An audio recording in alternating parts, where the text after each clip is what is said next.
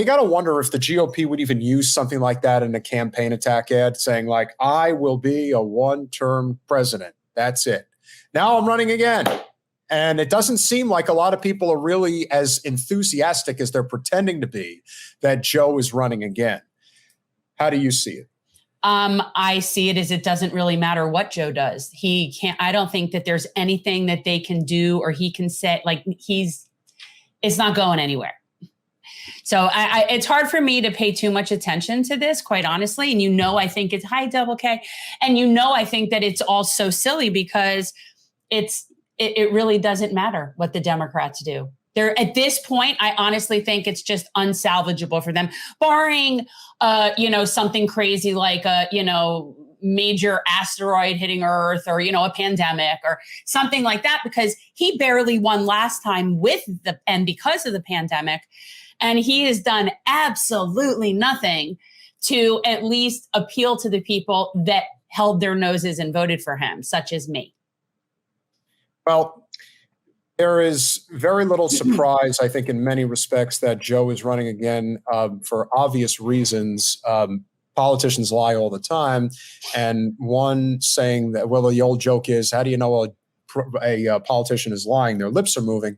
And so in the case of President Biden, he said he's going to be running for president again, even though he assured everyone that he was only going to be a one-term president. Now, one would have to ask, what is the likelihood that him running is going to be of any real benefit? How is that going to unfold as far as, I think he's 1,000% accurate. He absolutely is going to be a one-term president. I think that that's extremely prophetic. So the fact that he's running again actually isn't counter to his original statement of him being a one-term president. They actually, given the circumstances, it makes sense that we're having both of those things. This is the headline from the New Yorker for the Intelligencer. Old beats crazy Biden was always going to run again. And a longtime advisor explains how he might argue that age is but a number. Listen, I think there's something to be said for how overblown things can get at times when people allude to this idea that the president is old. Yes, he's old. That's not the problem. What the problem is that he's old and borderline infirm. He has a serious problem. He's in serious cognitive decline. And to deny that is the case is to just be a good, loyal foot soldier for the Democratic establishment. I got to tell you, him being old and even him being of cognitive decline are actually at the really bottom end of the reasons why I don't like him. Let's say it was Bernie. And Bernie was sitting there and he was doing all these awesome things and he was pardoning and commuting nonviolent drug offenders and he was doing all this stuff and he was helping labor and all this stuff. And we knew he was suffering from some cognitive decline as he got older. That wouldn't necessarily keep me from supporting him. So I'm just saying, like, the cognitive decline to me, even though, it's not great, that's not really the top of my problems with Joe. Yeah, this whole article, and again, this is in the Intelligencer of the New Yorker, I think of New York Magazine, excuse me.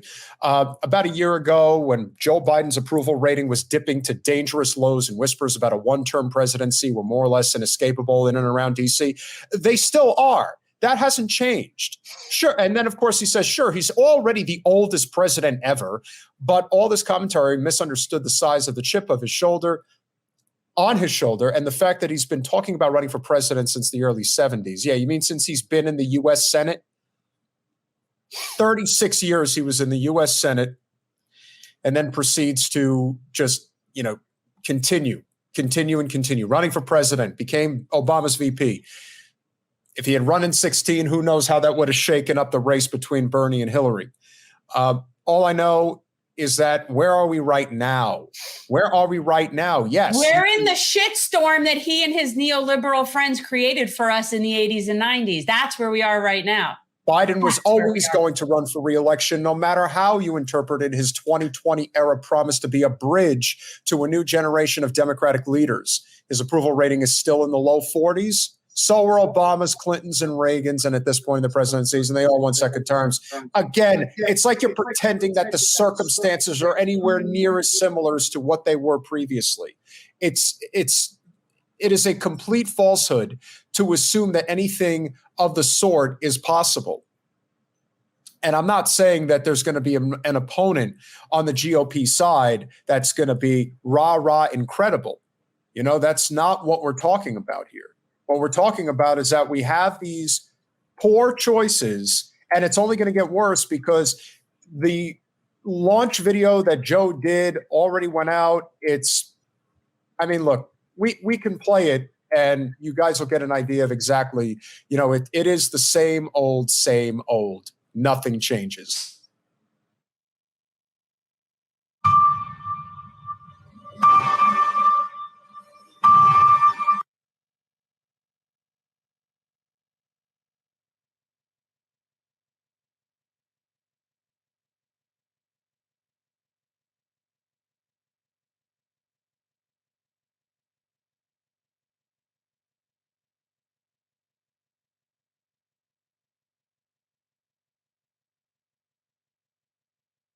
Something's not right. So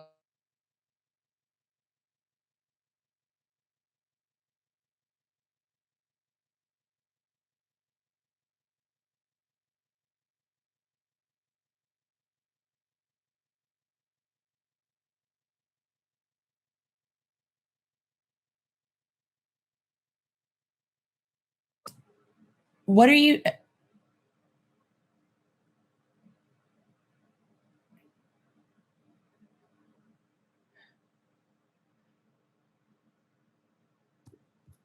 For some reason, I don't think it added in properly. What are you doing? What are you doing? And then you remuted me. I'm like, all right, nothing was happening. Hang on. Peter has technical problems when he's in the studio. So it's because I didn't realize when you clicked the link, you had to add the additional link over. My mistake. All right. The question we're facing is whether in the years ahead, we have more freedom or less freedom, more rights or fewer. I know what I want the answer to be, and I think you do too. This is not a time to be complacent.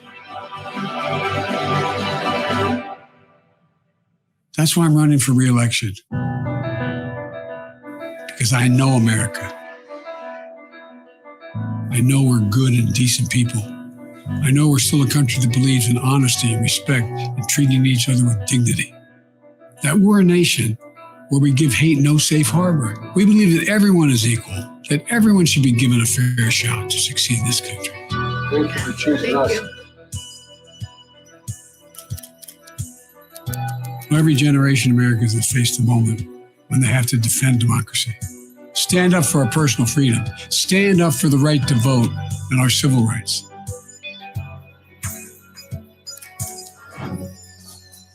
And this is our moment.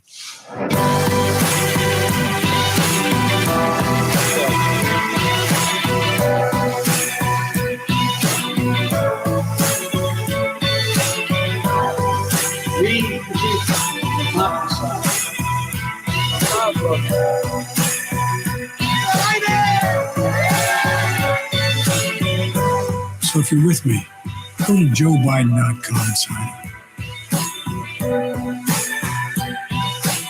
Let's finish this job. I know we can. Because this is the United States of America. There's nothing, simply nothing we cannot do if we do it together.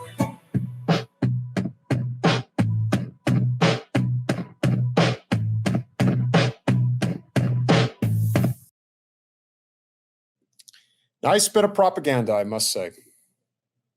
But you didn't think that they weren't going to have like high production value for that particular video. It's just silly.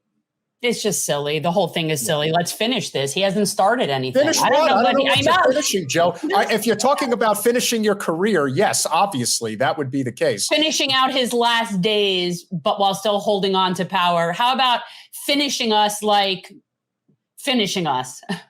I don't know what he's finishing, but I don't know what it is that he thinks he started. I'm honest to God really shocked if there's anybody who thinks that there is Like, what has he done that's of any amount of significance that really is benefiting the average worker in this country? There is the argument, with the CHIPS Act, but again, overall, this was a moment in time, post-Obama, post-Trump, where we needed a radical populist movement on the left. And what we're getting right now is status quo Joe at the worst possible time. The worst possible time. He's told us nothing will fundamentally change. And so now that nothing did fundamentally change, get your ass out there and vote for me again. And let's finish this of nothing fundamentally changing. Let's finish our nothing changing I'm together. Terribly sorry, Notary. We didn't mean to put you into such a depressive state that you wanted to hit the bottle. Go with the cannabis. Try the cannabis. It's better than the alcohol. Cannabis is definitely safer and healthier and highly recommended. It is. But I think that the whole thing is just ridiculous, to be honest. Yes, just listen to what Holly says. Vote harder. If you vote harder, that's going to definitely convince all of the corporate special interest-owned representatives on Capitol Hill that they're definitely going to listen to you now. Now they're going to listen. Now they're going to do what you say. Thanks for watching. If you want to support our mission to transform politics into service, please like this video, subscribe, follow us on social media, and consider joining our Patreon, where you'll get early access to our interviews as well as other exclusive content. Links are in the description. Peace out.